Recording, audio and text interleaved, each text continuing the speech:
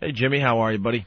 Oh, Jimmy is a miserable human being today. He hasn't slept in, a couple days now, right? Yeah, I slept for 3 hours when I got home yesterday, and I've been up since 6 p.m. He's busy. He's got, things to do because he's got, a Tonight Show tape you're putting together? Yes, and coupled with a sexual addiction that is omnipotent. And this annoys you at times. It's awful. It's done. I gotta stop. Yeah. It's one of those things that occupy all your time. I was going to say, sometimes it's kind of fun. Yeah. You know, you enjoy the addiction in a weird way, right? And then other times you want to, I don't know. Yeah, leap. The problem with an addiction is it is all-encompassing. It's it's on your mind 24 hours a day. Yeah. And it's just constantly there poking at you. And, sometimes I guess that bums you out. Yeah, I'm just trying to get this Tonight Show set together. You know, again, they want another set, and they're really cool guys. So all the comedy clubs, the way they work is you come in, you do your 5 minutes. The comic strip has been great, and, of course, the Comedy Cellar has been great, and stand-up New York. Mm-hmm. But, Gotham, again, last night.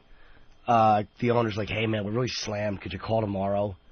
It's a bringer show. This is what they did at Gotham Comedy last night, a bringer show. That means if you have a bunch of friends and they come to the show, you can go on stage. Right, in front of your friends. Yeah.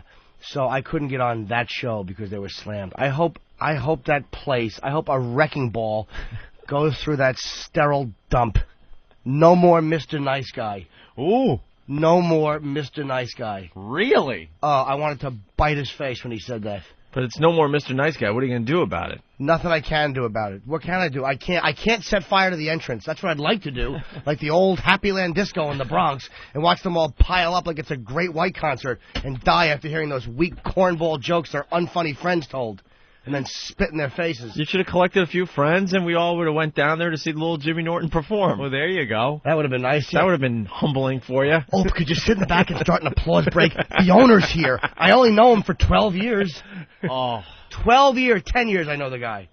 10 years, and does he know why you're doing this? Absolutely he knows why I'm doing that, and I'm respectful. I'm not going over my time. I'm just doing 5 minutes. 5 lousy minutes. And I can't do these sets during the week. It's hard for me to do these. This week I've flipped my whole schedule so I can get these done to make the tape for these guys.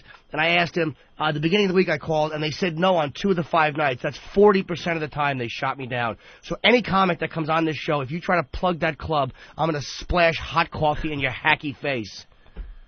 Well, payback is going to be a bitch. It's funny because when we were on top of the world, everything was fun and dandy. Everyone hunky-dory, I would say. And, man, so many doors have closed in our faces since our demise, and now we're attempting the biggest comeback in radio history.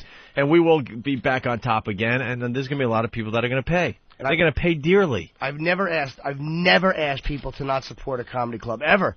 But if you're going to go to a comedy club, go anywhere but there, please. If you're a scumbag. An absolute scumbags. Absolute. This is very important to you and your career, and to any comic it would be. Like, if any comic had this going, you would give them the courtesy to put them up there for 5 minutes. The comic strip is great. They're like, yeah, come in any night. Come in this weekend if you want, just for your 5-minute spots. They understand. 5 minutes. 5 minutes, man. And I know this guy 10 years. I know him a long time. And it was a bringer show. If they're doing Conan auditions, all right, you can't walk. That's one thing. But they're doing nothing. Bunch of unfunny nobodies in suits. Hey, they tell me I'm funny around the office. You're not. Stupid. Stand up there and get little cheap slut applause breaks in front of your friends. That's what you do. That's a good thing to do in the club. Bringer show.